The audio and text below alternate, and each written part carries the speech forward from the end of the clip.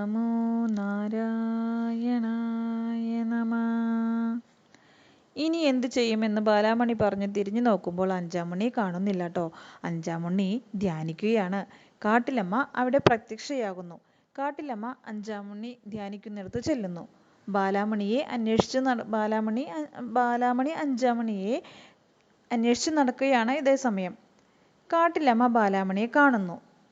ഇരുവരും ഒരു മണി കെട്ടുന്ന തിരിവിൽ വെച്ച് കൂട്ടിമുട്ടുന്നു. കാട്ടിലമ്മയുടെ കയ്യിലുള്ള മണി തട്ടി താഴെയിടുന്നു. അയ്യോ, ഞാനിത് അറിഞ്ഞുകൊണ്ട് ചെയ്തതല്ല, ക്ഷമിക്കണം എന്ന് പറഞ്ഞ് മണി എടുത്ത് കയ്യിൽ കൊടുക്കുന്നു കാട്ടിലമ്മയുടെ.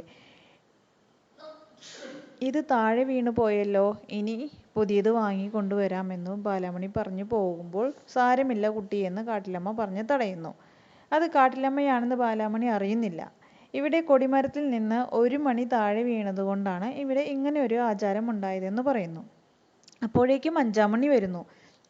എവിടെയായിരുന്നു അഞ്ചാമണി? ഞാൻ എവിടെയൊക്കെ അന്വേഷിച്ച് നടന്നുവെന്ന് അറിയോ എന്ന് ബാലാമണി വിഷയത്തോടു കൂടി പറയുന്നു. ഇവിടെ മണികെട്ടി പ്രാർത്ഥിച്ചവർ ഏത് ആഗ്രഹവും നിറവേറ്റിയിട്ട് ഇവിടുന്ന് എല്ലാവരും പോകാറുള്ളൂ എന്ന് പറയുന്നു. തിരുമേനിയുടെ മകനെ കുറിച്ചുള്ള ആദിയാണല്ലേ ബാലാമണിക്ക് എന്ന് അഞ്ചാമണി പറയുന്നു. തിരുമേനിയുടെ മകന്റെ പ്രാർത്ഥനയും മറ്റു ഏട്ടന്റെ പ്രാർത്ഥനയും ദേവി എങ്ങനെ നടത്തി കൊടുക്കും എന്ന് ബാലാമണി സംശയത്തോടു കൂടി ചോദിക്കുന്നു. നിശ്ചയമായും അത് രണ്ടും നടത്തി കൊടുക്കും എന്ന് പറയുന്നു ദേവി. അതെങ്ങനെ ഈ അമ്മയ്ക്ക് അറിയാം?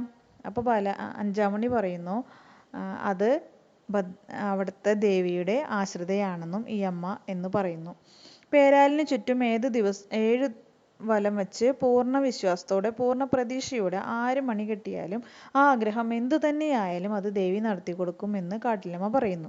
അതാണ് സകലരുടെയും അനുഭവം എന്നും പറയുന്നു. അത് ശരിയാണ്, പക്ഷെ ദേവി ആ ഏട്ടനെ സംഗ്രഹിക്കുമോ എന്ന് സംശയിച്ച് നിൽക്കുമ്പോൾ അഞ്ചാമണി പറയുന്നു ദേവി ഭദ്രകാളിയാണെന്നും കാട്ടിലമ്മ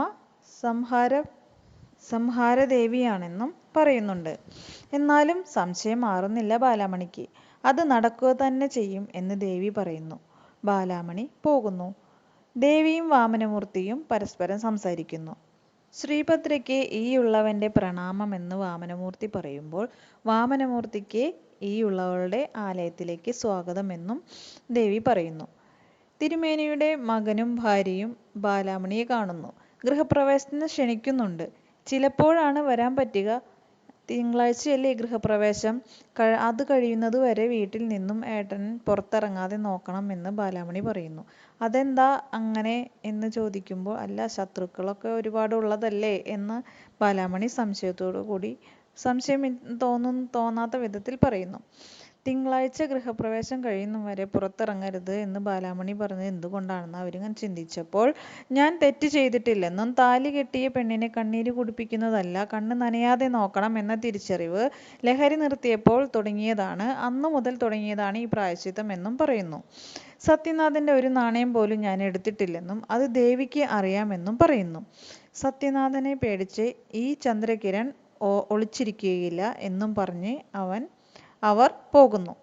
കാട്ടിലമ്മ വന്ന് ബാലാമണിക്ക് കൃഷ്ണന്റെയും കംസന്റെയും കഥ പറഞ്ഞു കൊടുക്കുന്നു. ബാലാമണിയോട് എന്നിട്ട് ചോദിക്കുന്നു, അവിടെ ഏതാണ് ന്യായം എന്ന്. അപ്പോൾ ഉത്തരമില്ലാതെ ബാലാമണി നിൽക്കുകയാണ്. ശത്രുസംഹാരം സംഭവിക്കുക തന്നെ ചെയ്യും. എല്ലാറ്റിനും ഒരു മറുപുറം ഉണ്ടെന്നും കാട്ടിലമ്മ ബാലാമണിക്ക് പറഞ്ഞു കൊടുക്കുന്നു. ബാലാമണി അവരുടെ യഥാർത്ഥ കഥ തീർച്ചയായും അറിയുമെന്ന് കാട്ടിലമ്മ പറഞ്ഞ് മുന്നോട്ട് പോകുന്നു. ഓം നമോ നാരായണായ